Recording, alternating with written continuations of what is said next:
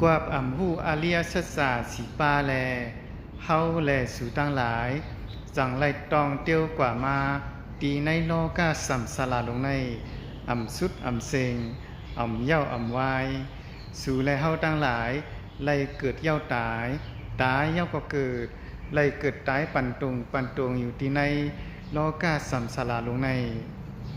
มังปอกมังข้าวเกิดเป็นคุณผีคุณสังเทวดาพองมังปอกมังข้าวเกิดเป็นก้นมนุษย์ซาพองมังปอกมังข้าวเกิดเป็นเจ้าเป็นขุนพองมังปอกมังข้าวเกิดเป็นสัตเทพองมังปอกมังข้าวเกิดเป็นก้นผ่านพองมังปอกมังข้าวเกิดเป็นนางยิงพองมังปอกมังข้าวเกิดเป็นก้นใจพองมังปอกมังข้าวเกิดเป็นก้นหางหลีพองมังปอกมังข้าวเกิดเป็นก้นหางจ่าพองมังปอกมังข้าวเกิดเป็นก้นตุกขีตาพองมังปอกมังข้าวเกิดเป็นผีปิกตาพองมังปอกมังข้าว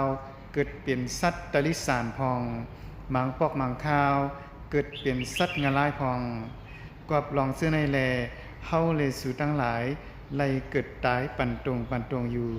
ตีในโลกาสัมสาราลงในหูหันเส้นตางตาหลุดป้วนไหลลองเกิดเท่าเป็นตายลงเสื้อในกอบนั่นแลอาเลียสัจจาสีเปิงอันว่าในเป็นจังหืออาเลียสัจจาสีเปิงอันว่าในเป็น1ทุกขาสัจจา2สมุทัยสัจจา3นิโรธาสัจจา4มรรคสัจจาอริยสัจจะสีเปิงเจ้าในมันป่องว่าสัง1ทุกขาสัจจะป่องว่าลองตั้งตู้2สมุทัยสัจจะป่องว่าลองเกิดขึ้นของตั้งตู้นิโรธาสัจจะป่องว่าลองหมดหายตั้งตู้มรรคสัจจะป่องว่า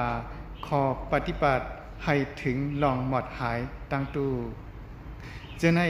ชื่อว่าอริยสัจจะสีเปิงจะในป่องว่าในเป็นตั้งตู้ในลองเกิดขึ้นของตั้งตู้ในลองหมดหายตั้งตู้ในขอจ้างกรรมให้ถึงเส้นตั้งหมดหายตั้งตู้จะในชื่อว่าอริยสัจจะสีปาอันตีเฮ็ดให้เฮานั้นหลุดพ้นลองเกิดเท้า